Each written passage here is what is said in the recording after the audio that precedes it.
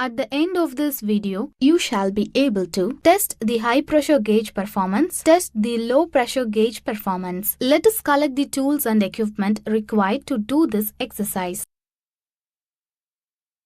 Trainees Toolkit 1 set, Owner's Repair Manual 1 number, Manifold Gauges 1 number, Recovery Vacuum Pump, Car with AC, Cotton waste as required, soap oil as required, refrigerant. Procedure: checking of refrigeration system with manifold high or low pressure gauge.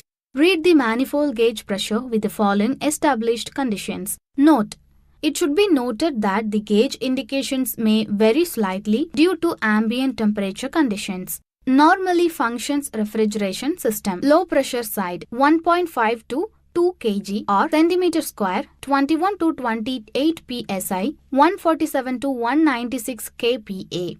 High pressure side 14.5 to 15 kg by centimeter square, 206 to 213 psi, 1422 to 1471 kPa. Normal operating pressure ranges of car AC using HFC 134 at an ambient conditions of 32 degrees Celsius to 35 degrees Celsius are low pressure side 1 to 3 kg by centimeter square. B. High pressure side 12 to 22 kg by centimeter square. Step: clamp the gauge manifold of testing station to observe pressure conditions of car AC system. Connect low side and high side hoses to service ports of a car AC system. Start the car and switch on AC. Accelerate the engine shaft gear in neutral. The RPM of the engine or compressor shaft should be around 2600 for about 15 to 20 minutes. If the high side of car AC system is higher than normal, check for dirty condenser. Clean the condenser. Air in the system condenser. Recover and recharge the refrigerant. Excess refrigerant charge. Purge out and reduce the refrigerant and check for normal cabinet temperature conditions. If high side of car AC system is lower than normal, check for leakage of refrigerant. Use soap solution to defect the leakage points of all fitting joints. If any leakage point is observed with soap bubbles, tighten the flare fitting joint. If there is no leakage, check for undercharge of refrigerant. In such case, the low pressure side gauge reads lower than normal. If the low side of car AC system is lower than normal, check for leakage points. Arrest the leakage and reprocess the system for refrigerant charging. If the compressor has poor pumping, check for performance of compressor. The system in car cabinet is either poor or no cooling effect. If the low side of car AC system is higher than normal, check for overcharge of refrigerant and the high side pressure also becomes higher than normal. If compressor has poor pumping, check the performance of compressor.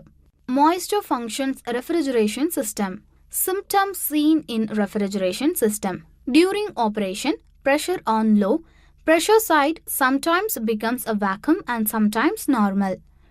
Probable cause: moisture entered in refrigeration system, frees at expansion valve orifice and stops cycles, but normal state is restored after a time when the ice melts. Diagnosis: dryer in oversaturated state. Moisture in refrigeration system freezes at expansion valve orifice and blocks circulations of refrigerant. Remedy: replace receiver and dryer. Remove moisture in cycle through repeated vacuum purging method. Charge new refrigerant to proper amount. Insufficient refrigerant condition: periodically cools and then fills to cool. Symptoms seen in refrigeration system: pressure low on both low and high pressure sides. Bubbles seen in side glass. Insufficient cooling performance. Probable cause: gas leakage at some place in refrigeration system. Refrigeration system. Diagnosis: insufficient refrigeration in system. Refrigerant leaking. Remedy: Check with leak detector repair. Charge refrigerant to proper amount. Poor circulation of refrigerant. Condition: insufficient cooling. Symptoms seen in refrigeration system: pressure low on both low and high pressure side. Frost on tubes from receiver to unit. Probable cause: refrigerant flow obstructed by dirt in receiver. Diagnosis: receiver clogged. Remedy: replace receiver. Refrigerant overcharge or insufficient cooling of condenser. Condition: does not cool sufficiently. Symptoms seen in system: pressure too high on both low and high pressure side. Probable cause: unable to develop sufficient performance due to excessive refrigerant in system.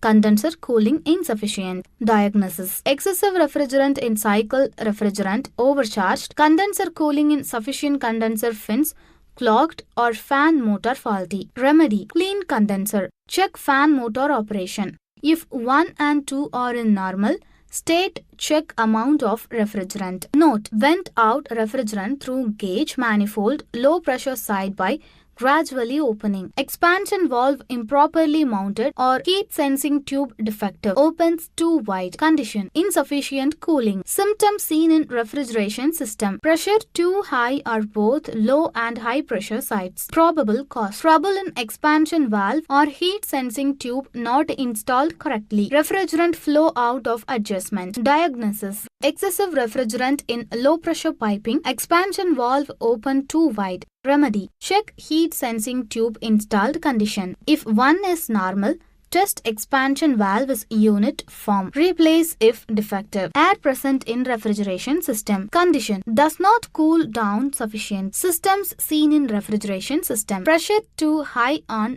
both low and high pressure side. Probable cause: air entered in refrigeration system. Diagnosis: air present refrigeration system. Insufficient vacuum purging. Remedy: replace receiver and dryer. Compressor oil to see if dirty or insufficient. Vacuum purge and charge new refrigerant. Refrigerant does not circulate. Condition: does not cool. Cools from to time in some cases. Symptoms seen in refrigeration system: vacuum indicated on low pressure side. Very low pressure indicated on high frost or dew seen on piping before and after receiver and dryer or expansion valve. Probable cause: refrigerant flow obstructed by moisture or dirt in refrigerant freezing or adhering to expansion valve orifice. Refrigerant flow obstructed by gas leakage from expansion valve heat sensing tube.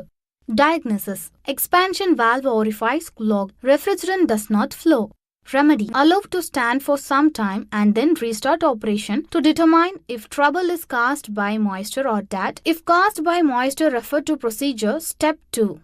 If caused by dirt, remove expansion valve and clean off dirt by blowing with air.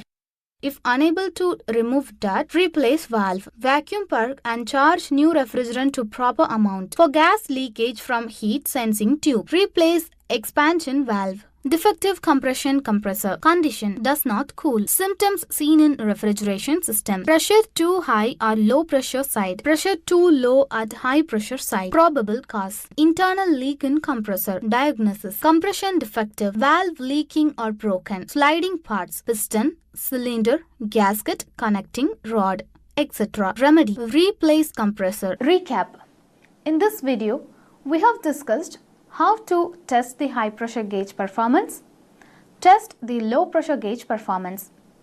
I hope you have a clear understanding of this. Do this exercise with the help of your instructor. Thank you for watching this video. Hello, I hope you are all excited for today's session.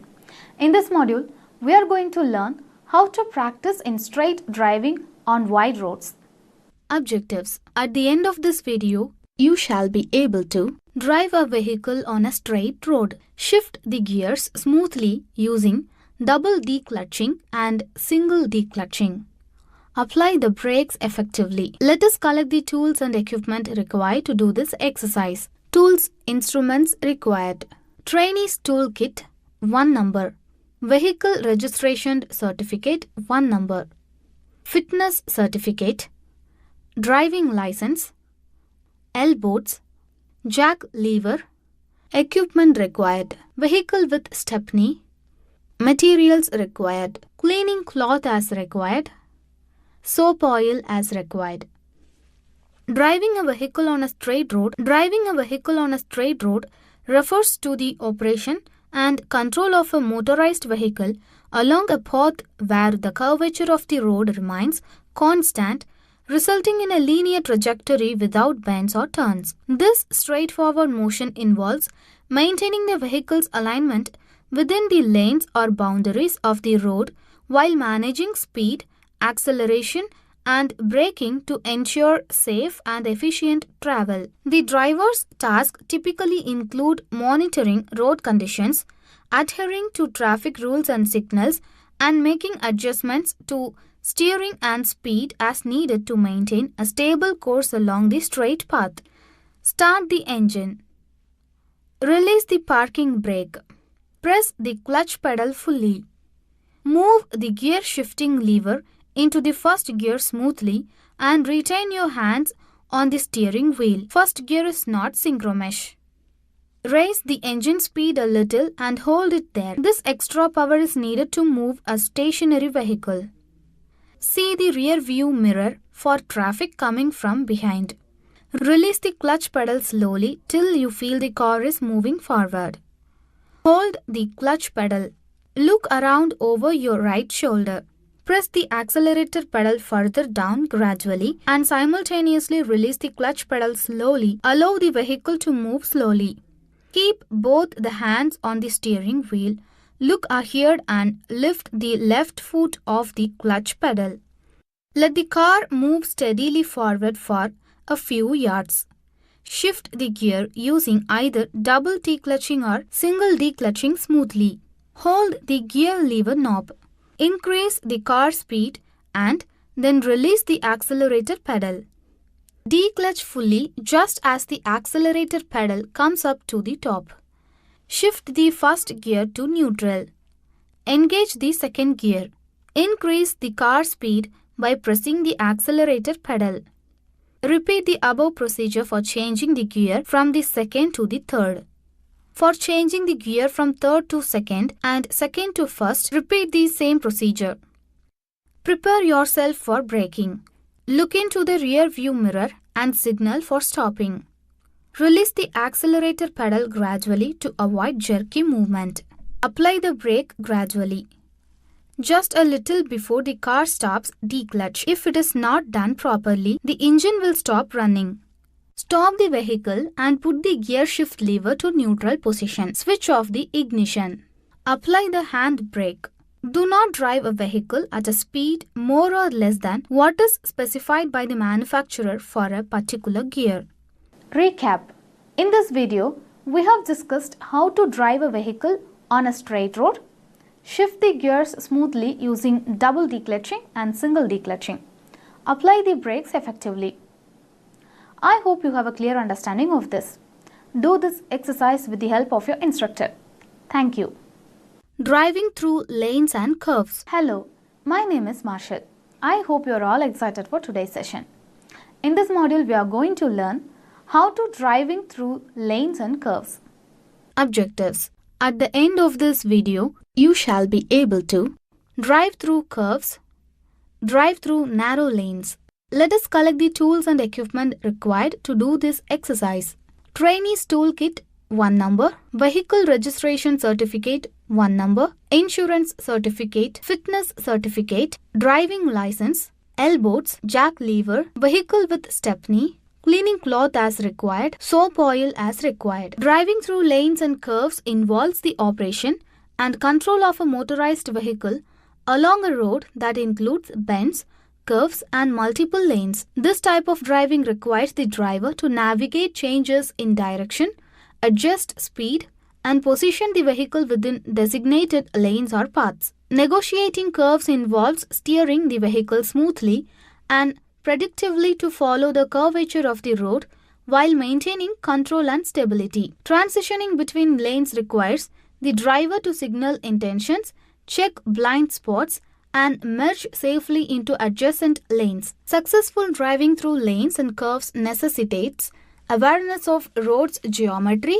anticipation of upcoming changes, and skillful execution of steering, acceleration, and braking maneuvers to ensure safe and efficient travel. Task 1. Drive through curves, left turn at road junctions. See the rear view mirror for any vehicle coming behind. Show the signal to left either by the traffic indicator or by hand signaling. Move the vehicle to the left lane. Slow down the vehicle. Turn the vehicle to the left as shown in Route A. Note, the vehicle should not be too close to the left side curb. Right turn at road junctions. See the rear view mirror for any vehicle coming from behind. Show the signal for turning to the right with the traffic indicator or by hand signaling. Slow down the vehicle and move to the right lane. Do not cross the center lines. Move the vehicle to the right as shown in Route B. The driver should not move the vehicle as shown in Route C. Route C is taken by some drivers against the law and is full of hazards. Turning right into a main road. Drive the vehicle width in your left half of the road as shown in the figure. Do not cut at the corners. Turning right into a side road. See if any car is coming opposite to you as shown in the figure. Shown in the indicator to turn right. Wait for the opposite traffic to clear. Slowly move the vehicle as shown in the figure. Cars coming from behind. A in figure. Permitted to overtake on the left side. Task 2. Drive through narrow lanes. Slow down the vehicle. See if any vehicle is coming in the opposite direction. Ensure that the lane is clear. Show the signal by switching on the headlamp. Slowly drive through the lane. While driving on narrow lanes, you should not overtake any vehicle and should always go in line one behind the other. Use of indicators correctly. Signal your intention well in advance so that the vehicle coming in front and from behind will be alert. Recap. In this video, we have discussed how to drive through curves, drive through narrow lanes.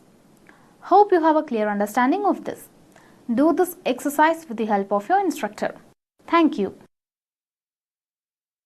Hello, my name is Marshall. I hope you are all excited for today's session. In this module, we are going to learn how to drive a vehicle in reverse direction. Objectives. At the end of this video, you shall be able to reverse the vehicle from the parking, reverse the vehicle when the vehicle is moving with traffic. Let us collect the tools and equipment required to do this exercise. Trainees Toolkit 1 number, Vehicle Registration Certificate 1 number, Fitness Certificate, Driving License, L-boats, Jack lever, Vehicle with stepney, Cleaning cloth as required, soap oil as required. Task 1. Reverse the vehicle from the parking. Reverse a vehicle from parking refers to the maneuver of moving a motorized vehicle backward from a stationary position within a designated parking space or area. This operation involves the driver shifting the transmission into reverse gear, which causes the vehicle to move backward. The driver must then use the steering wheel to guide the vehicle in the desired direction while also controlling the speed using the accelerator and brake pedals. During this maneuver, the driver must be attentive to the surroundings, including obstacles, pedestrians and other vehicles, using mirrors and turning their head to check blind spots. Safe reversing from parking requires precision in steering and speed control to navigate the vehicle out of the parking space and into the desired direction of travel, while also ensuring the safety of pedestrians and other road users. Step 1. While reverse the vehicle, ensure that there is nothing hidden behind the vehicle. Pedestrians, cyclists, or other vehicles are not approaching you.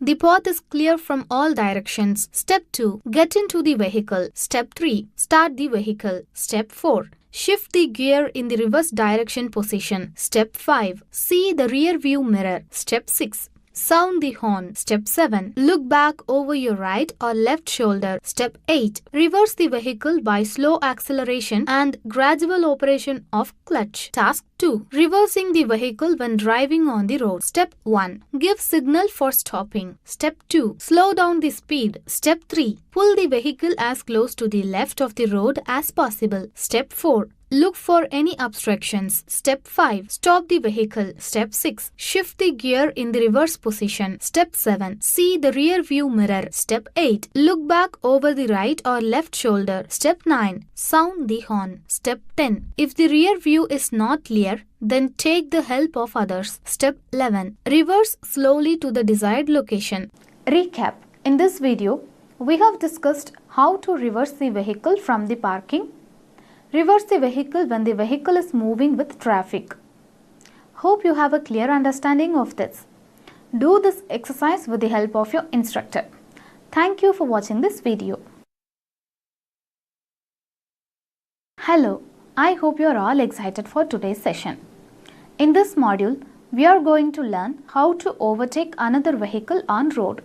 Objectives. At the end of this video, you shall be able to overtake another vehicle on road. Let us collect the tools and equipment required to do this exercise. Tools and instruments required. Trainee's toolkit, 1 number. Vehicle registration certificate, 1 number. Vehicle fitness certificate. Driving license, elbows, jack lever, vehicle with stepney, materials required, cleaning cloth as required, soap oil as required, lube oil as required, coolant as required. Overtaking in the Indian driving system refers to the action of passing or moving ahead of another vehicle traveling in the same direction on a road. This maneuver typically involves moving into a lane beside the vehicle, being overtaken and accelerating to pass it safely. It's essential for drivers to follow specific rules and guidelines when overtaking to ensure safety on the road, such as ensuring there's enough space and visibility, using turn signals to indicate intentions, and yielding to oncoming traffic when necessary. Overtaking should be done with caution and only when it's safe to do so, respecting traffic laws and the safety of all road users. Task 1. Overtaking a vehicle. While overtaking a vehicle, looking at the rear view mirror and ensure that no vehicle behind you is too close. Give proper signal to the vehicle that you are overtaking. Sound the horn. Dim and dip at night. Never try to overtaking near an intersection, curves, any obstruction which makes the road not clearly visible. Ensure that there is enough road length before you without any oncoming vehicles. Maintain a safe distance from the vehicle moving in front. Change the gear down and accelerate to increase speed. Given maximum acceleration and overtake when a clear signal for overtaking is given by the vehicle, always overtake on the right side only. Maintain some distance from the vehicle you have overtaken and then move leftwards slowly. Recap. In this video, we have discussed how to overtake another vehicle on road. Hope you have a clear understanding of this. Do this exercise with the help of your instructor. Thank you. Practice in driving through sand and wet surfaces. Practice in parking and diagonal parking. Hello, my name is Marshall. I hope you are all excited for today's session. In this module, we are going to learn how to practice in driving through sand and wet surfaces. Practice in parking and diagonal parking. Objectives.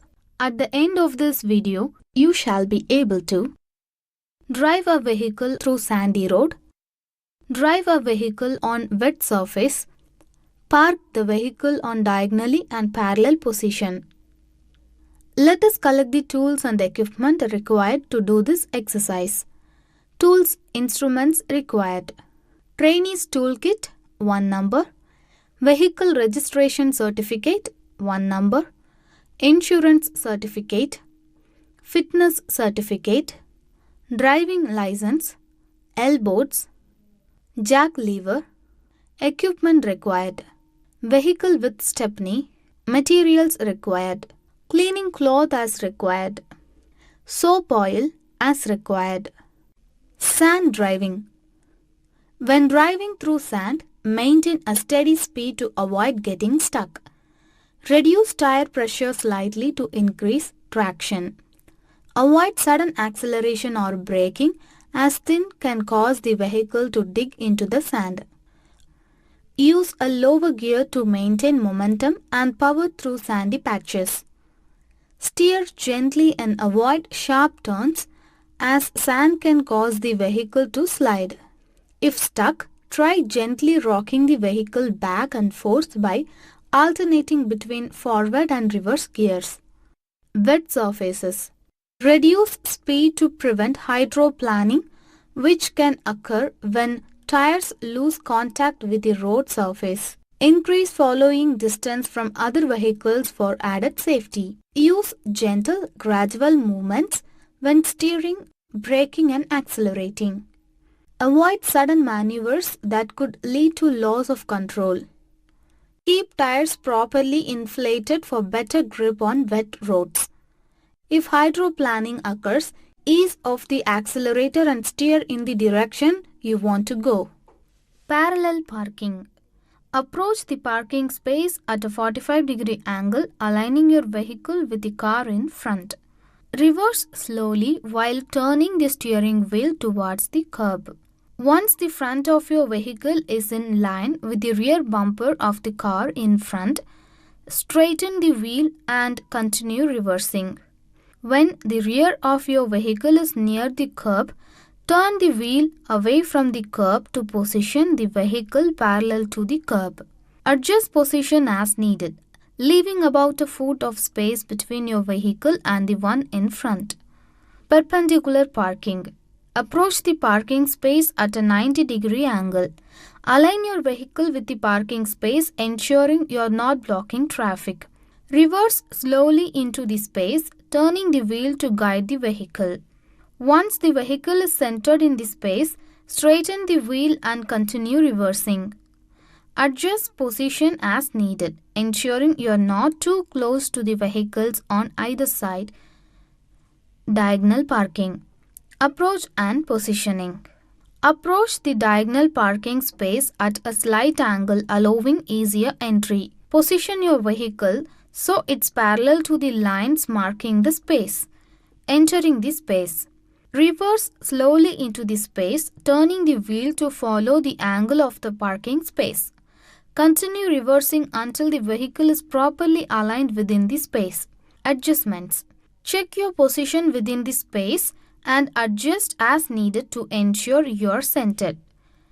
Use mirrors and turn your head to check clearance with neighboring vehicles. Exiting the space. When leaving a diagonal parking space, slowly move forward, turning the wheel to align with the driving lane. Check for pedestrians and other vehicles before pulling out. Task 1. Driving a vehicle through sandy road. Do not accelerate much, otherwise the wheels will spin. Use the first or second gear and give sufficient acceleration. If the wheels begin to spin, declutch and switch off the engine, then use any of the techniques like chain on the wheels, etc. to bring the vehicle to the solid road surface. Task 2. Driving a vehicle on wet surface. Driving the vehicle very carefully. Use mud and snow thread tires to get more grip between the wheels and the surface. The speed must be 10 km per hour, as low as possible. Do not accelerate much. Switch on the highlights, the rear lights and the side lights. If you are crossing a causeway, ensure that the water level is below an exhaust pipe. If the rear wheel begins to spin, engage the front wheel drive and take out the vehicle from the sand using the first or second gear. Disengage the front wheel drive. The movement the vehicle comes on the solid surface. Task 3. Braking or stopping. Check for any vehicle in the rear view mirror. See if there is any vehicle behind your vehicle.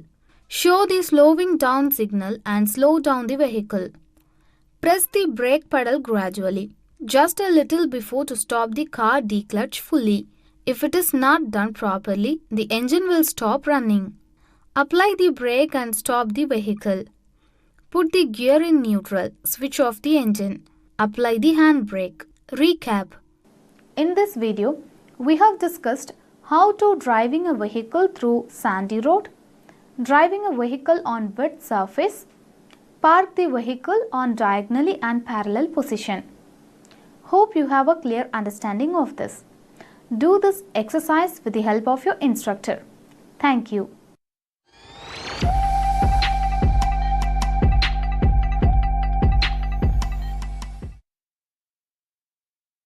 Hello and welcome to this session. In this session, we will talk about logic operations and ICs used for digital circuit analysis and design. Objectives. At the end of this session, you will be able to identify the basic logic gate ICs and their operations. Introduction to integrated circuits. The branch of electronics that deals with the research, development, and utilization of qualitatively new electronic devices is known as integrated microcircuits. This is the semiconductor-based chip which consists of set of digital circuitry. Integrated microcircuits, generally known as integrated circuits, are a low-cost electronic circuit consisting of active and passive components that are joined together on a single crystal chip of silicon. These interconnected components that make an IC are called integrated circuit elements.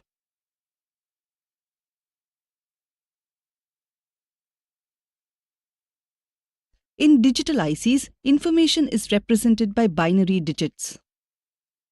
TTL or transistor-transistor logic and CMOS, complementary metal oxide semiconductor, are two types of technologies used in the design and construction of integrated circuits or ICs, particularly in digital logic circuits. TTL devices are known for their speed and robustness. They typically operate on a power supply of 5 volts. CMOS circuits are highly valued for their low power consumption, especially when in a static or idle state. Logic gate. A logic gate is a device that acts as a building block for digital circuits. They perform basic logical functions that are fundamental to digital circuits. Most electronic devices we use today will have some form of logic gates in them. In a circuit, logic gates work based on a combination of digital signals coming from its inputs. Most logic gates have 2 inputs and 1 output, and they are based on Boolean algebra. At any given moment, every terminal is in one of the 2 binary conditions, true or false. False represents 0 and true represents 1. Depending on the type of logic gate being used and the combination of inputs, the binary output will differ. A logic gate can be thought of like a light switch, where in one position the output is off or 0, and in another it is on or 1. Logic gates are commonly used in integrated circuits. There are 3 types of logic gates: basic gates, OR, AND, and NOT gates, universal gates, NAND and NOR gates, derived gates, XOR gates, and XNOR gates. IC for AND logic gate. The AND gate performs the logical multiplication operation, which is commonly known as AND function. For 2 or more inputs, AND gate produces a high output only if all the inputs are high. It produces a low input even if one of the inputs is low. This is the symbol for the AND gate. The logical expression for an AND gate is Y is equal to A and B. For an AND gate with n inputs, there are 2 raised to n possible combinations of inputs. If n is equal to 2, there are 4 possible input combinations which are 0, 0, 0, 1, 1, 0 and 1, 1. The IC used for AND gate is IC7408. This IC includes 4 AND logic gates, where each gate is used separately without changing other gates. So it is called quadruple 2-input AND logic gates. This IC works with a single power supply, but it is available in several packages based on the circuit requirement. Now let's see the pin configuration of a 7408 integrated circuit. Pins 1 and 2 serve as inputs for the first AND gate. Pin 3 is the output for the first AND gate. Pins 4 and 5 act as inputs for the second AND gate. Pin 6 is the output for the second AND gate. Pins 9 and 10 are designated as inputs for the third AND gate. Pin 8 provides the output for the third AND gate. Pins 12 and 13 function as inputs for the fourth AND gate. Pin 11 is the output for the fourth AND gate. Pin 7 is connected to ground. Pin 14 is used for the supply voltage. Note that the supply voltage VCC for the 7408 IC is typically plus 5 volt. IC for OR logic gate. The gate which performs logical addition operation is known as OR gate, which is also known as OR function. For two or more inputs, the OR gate produces a high output only if one or all the inputs are high. It works similarly to the OR logic operation. This is the symbol for OR gate. The logical expression for an OR gate is Y is equal to A plus B. For an OR logic state IC, the number of input pins N determines the configuration. For an OR gate with N inputs, there are two N possible combinations of inputs, just like the AND gate. The IC used for OR gate is 7432. This IC includes 4 OR logic gates, where each gate is used separately without changing other gates. So it is called quadruple 2-input OR logic gates. Let's now see the pin configuration of IC 7432. Pin 1 and pin 2 are inputs for the first OR gate, while pin 3 is its output. Pin 4 and pin 5 serve as inputs to the second OR gate, with pin 6 as the output. For the third OR gate, pin 10 and pin 9 are the inputs, and pin 8 is the output. The fourth OR gate uses pin 12 and pin 13 as inputs, and its output is on pin 11. Pin 7 is connected to the ground. Pin 14 is the supply voltage or VCC, typically plus 5 volt. IC for NOT logic gate. The gate which performs inversion operation is called NOT gate. For a single input, NOT gate produces the output as a complement of the input. NOT gate produces a high output only if the input is low and a low output if the input is high. It works similarly to NOT logic operation. This is the symbol for NOT logic gate. The IC7404 is a hex inverter chip, which means it contains 6 independent inverter gates. It typically comes in a 14-pin package. Let's see its pin configuration. Pin 1 and pin 2 form the first inverter, with pin 1 as the input and pin 2 as the output. The second inverter consists of pin 3 as the input and pin 4 as the output. For the third inverter, pin 5 is the input and pin 6 is the output. The fourth inverter uses pin 9 as the input and pin 8 as the output. Pin 11 is the input and pin 10 is the output for the fifth inverter. Finally, the sixth inverter comprises pin 13 as the input and pin 12 as the output. Pin 7 is connected to the ground. Pin 14 is connected to the supply voltage VCC, which is typically plus 5 volt. This brings us to the end of this session. In this session, we have learned to identify basic logic ICs and their operations. Thank you for watching. We will see you in part 2 of this session.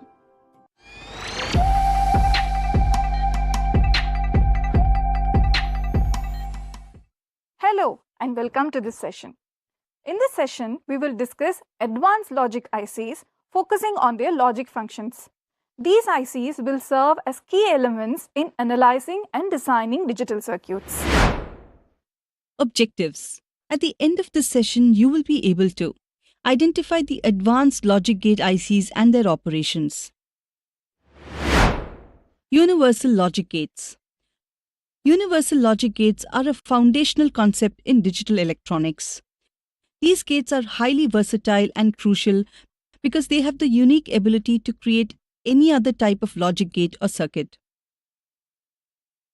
Here are some key features of universal logic gates. Versatility. The key feature of universal logic gates is their versatility. You can combine them in various ways to mimic the behavior of any other logic gate, such as AND, OR, and NOT gates.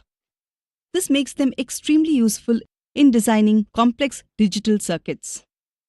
Simplification of circuit design. Using universal logic gates simplifies the process of designing electronic circuits.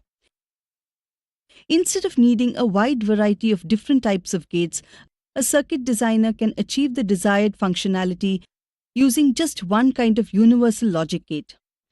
This uniformity can lead to easier manufacturing and potential cost savings. Efficiency in circuit construction. In practical terms, building a circuit with a single type of gate can be more efficient. It reduces the complexity in the layout and interconnection of different components on a circuit board. Educational and theoretical importance. In educational settings, universal logic gates are important for teaching the fundamentals of logic and circuit design. They demonstrate how various logical functions can be constructed and interrelated. There are two main types of universal logic gates, NAND and NOR gates. Integrated circuit for NAND logic gate. NAND gate is a combination of NOT gate and AND gate. In other words, NAND gate is an inversion of AND gate. It is called NAND as N stands for NOT, meaning a NOT AND gate. For two or more inputs, the NAND gate produces a high output only if one of the inputs is low. Here is the symbol for the NAND gate. The NAND gate Boolean expression is denoted by a complement of AND. Y is equal to AB bar. The IC used for NAND gate is IC7400. The IC7400 is a quad 2-input NAND gate chip, which means it contains 4 independent NAND gates. It comes in a standard 14-pin package. Here is the pin configuration of IC7400. Pins 1 and 2 are the inputs for the first NAND gate, with pin 3 as its output. The second NAND gate uses pin 4 and 5 as inputs, and its output is on pin 6. For the third NAND gate, pins 9 and 10 serve as inputs, while pin 8 is the output. The fourth NAND gate consists of pins 12 and 13 as inputs and pin 11 as the output. Pin 7 is connected to the ground. Pin 14 is connected to the supply voltage VCC, typically plus 5 volt. Integrated circuit for NOR logic operations. A NOR gate is the inversion of OR gate or a combination of NOT gate and OR gate. It is called NOR as N stands for NOT, meaning a NOT OR gate. For two or more inputs, the NOR gate produces a high output only if both inputs are low. Here is the symbol for the NOR gate. The NOR gate Boolean expression is denoted by a complement of R. It is expressed as Y is equal to A plus B bar. The IC used for NOR gate is IC7402. The IC7402 is a quad 2-input NOR gate chip, meaning it contains 4 independent NOR gates. It comes in a standard 14-pin package. Pins 2 and 3 are the inputs for the first NOR gate, and pin 1 is its output. The second NOR gate utilizes pins 5 and 6 as inputs, with pin 4 as the output. For the third NOR gate, pins 8 and 9 serve as inputs, and pin 10 is the output. The fourth NOR gate uses pins 11 and 12 as inputs, with pin 13 as its output. Pin 7 is the ground connection. Pin 14 is connected to the supply voltage VCC, typically plus 5 volt. Integrated circuit for XOR logic operations. XOR gate has 2 or more inputs but a single output. XOR gate generates a high output if both the inputs are not at the same logic level, A not equal to B. Here is the symbol. The IC used for XOR gate is IC7486. The IC7486 is a quad 2-input XOR gate. It contains 4 2-input XOR gates. It comes in a standard 14-pin package. Let's see the pin configuration for 7486 IC. Pins 1 and 2 are inputs for the first XOR gate, with pin 3 as its output. The second XOR gate uses pins 4 and 5 as inputs and pin 6 as the output. For the third XOR gate, pins 9 and 10 serve as inputs and pin 8 is the output. The fourth XOR gate has pins 12 and 13 as inputs, with pin 11 as its output. Pin 7 is connected to the ground. Pin 14 is connected to the supply voltage VCC, which is typically plus 5 volt. IC for XNOR gate. XNOR gate has 2 or more inputs but a single output. XNOR gate generates a high output if both the inputs are at the same logic level, A is equal to B. This is the symbol for XNOR gate. This is the Boolean expression for an XNOR gate, where this symbol represents the XOR operation and the overline represents the NOT operation.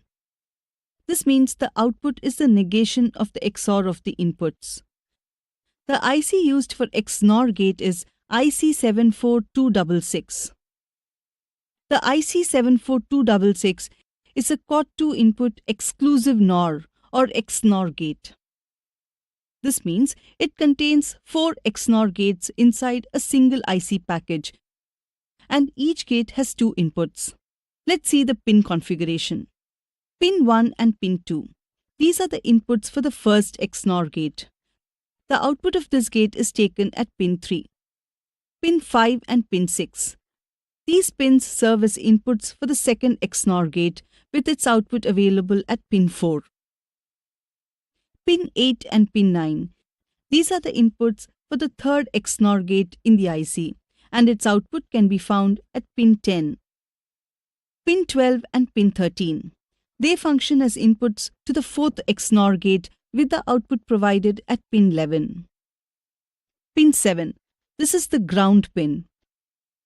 It is connected to the negative side of the power supply. Pin 14. This is the VCC or power supply pin. It is connected to the positive side of the power supply, typically plus 5 volt for TTL ICs like the 74266. This brings us to the end of this session. In this session, we have learned to identify advanced logic ICs and their operations. Thank you for joining us on this journey into the heart of digital systems. We will see you in the next session.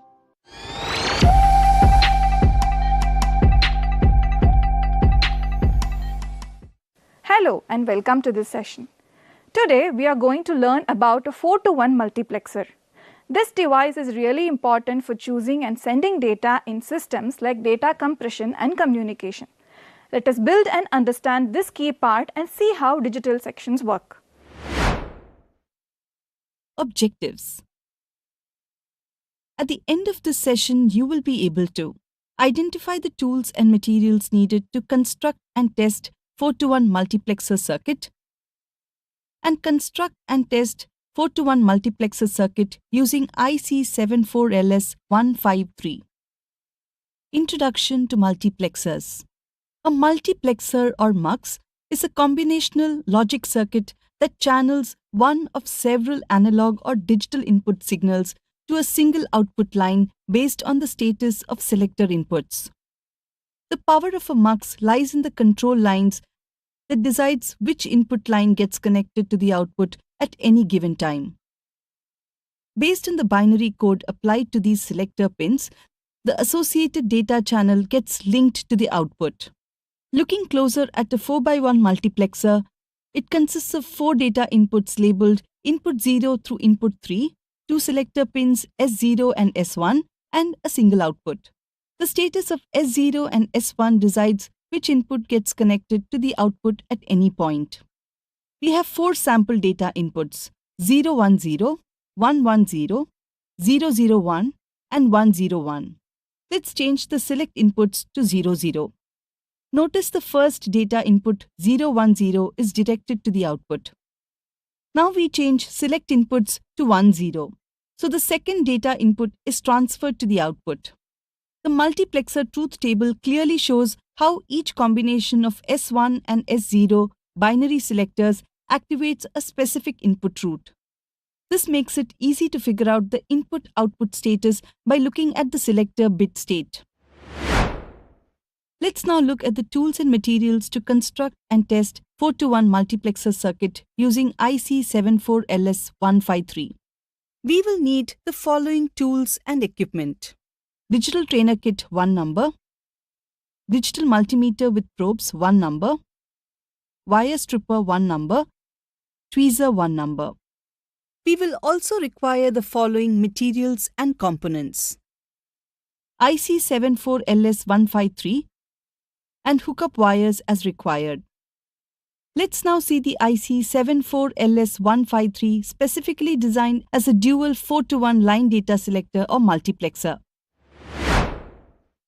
The IC 74LS153 is a digital integrated circuit that belongs to the 74LS series. The 74LS153 is a dual 4-line to 1-line data selector or multiplexer. It consists of 2 individual 4-to-1 multiplexers within a single IC. Each multiplexer has 4 data input lines but only 1 output line. Let's look at the pin configuration of this IC. It comes in a 16-pin package. Pins 6, 5, 4 and 3 are the data inputs for the first multiplexer. Pins 10, 11, 12 and 13 are the data inputs for the second multiplexer. Pins 1 and 15 are the enable inputs for the first and second multiplexer respectively. These are active low inputs. Pins 14 and 2 are the select inputs for the first multiplexer and second multiplexer.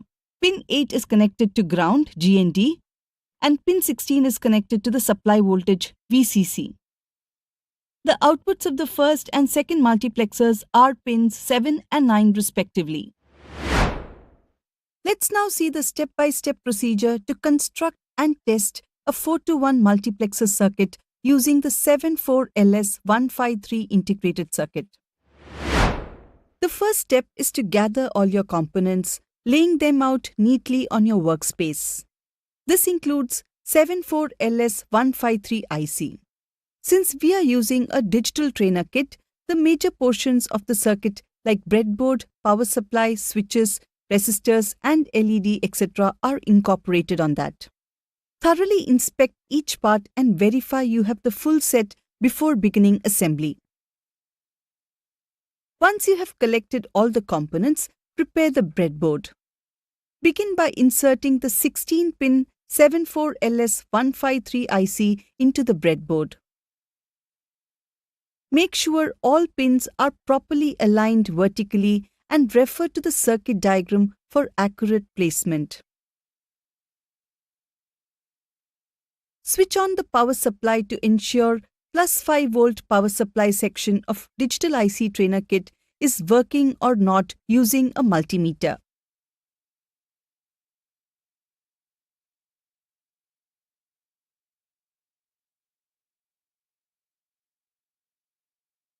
Connect the power and ground of the trainer kit to the breadboard.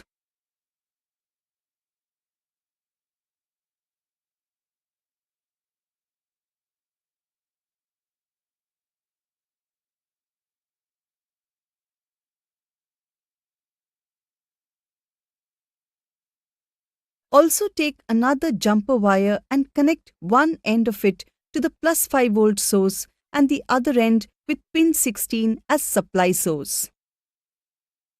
Connect one end of the first jumper wire to the ground rail or the ground source and the other end with pin 8.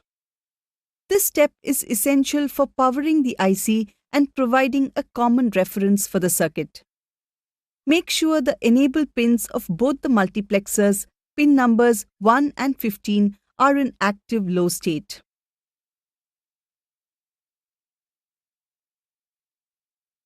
Make sure that the wires are firmly inserted into the breadboard and that the connections are not loose. Safety tip: a loose connection can lead to unstable circuit behavior.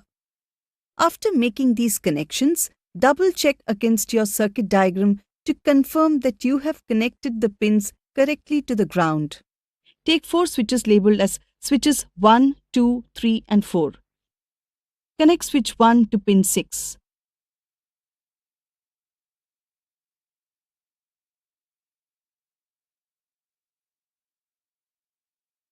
Connect switch 2 to pin 5.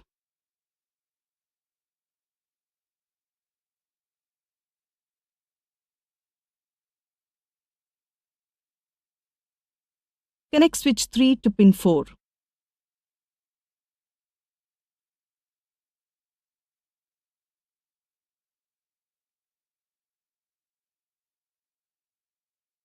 Connect switch 4 to pin 3.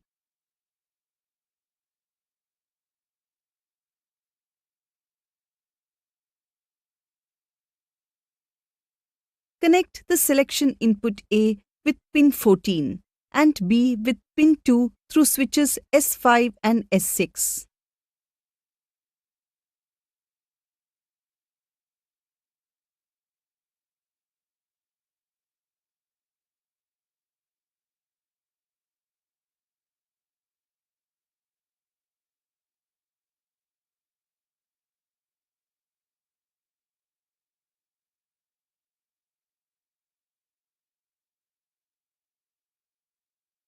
The output of the first multiplexer is obtained at pin 7. Connect it to the output LED monitor.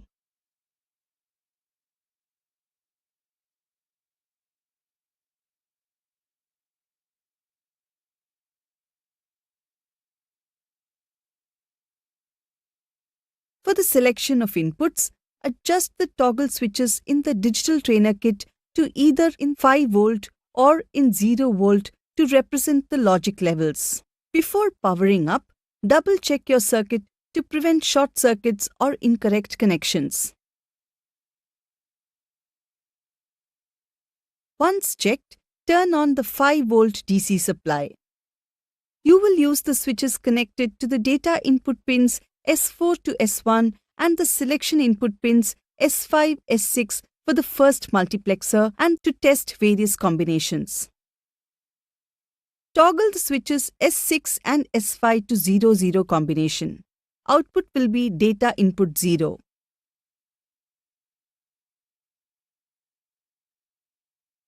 If D0 is set to 0, the output Y should also be 0.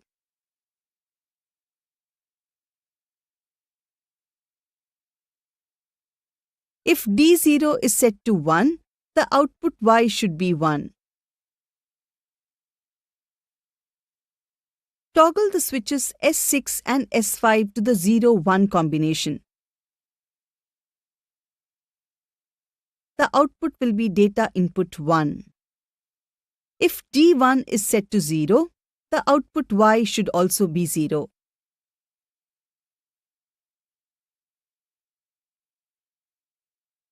If D1 is set to 1, the output Y should be 1.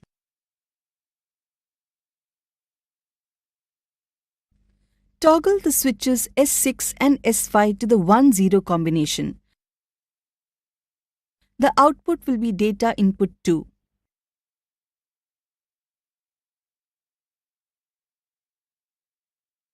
If D2 is set to 0, the output Y should also be 0. If D2 is set to 1, the output Y should be 1.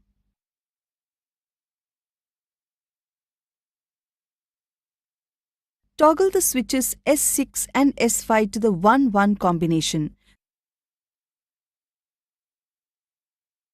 The output will be data input 3. If D3 is set to 0, the output Y should also be 0. If D3 is set to 1, the output Y should be 1.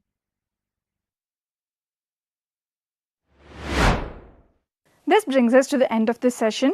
In this session, we have learned to identify the tools and materials needed to construct and test 4-to-1 multiplexer circuit and construction and testing of 4-to-1 multiplexer circuit using IC 74LS153. Thank you for watching. We'll see you in the next session.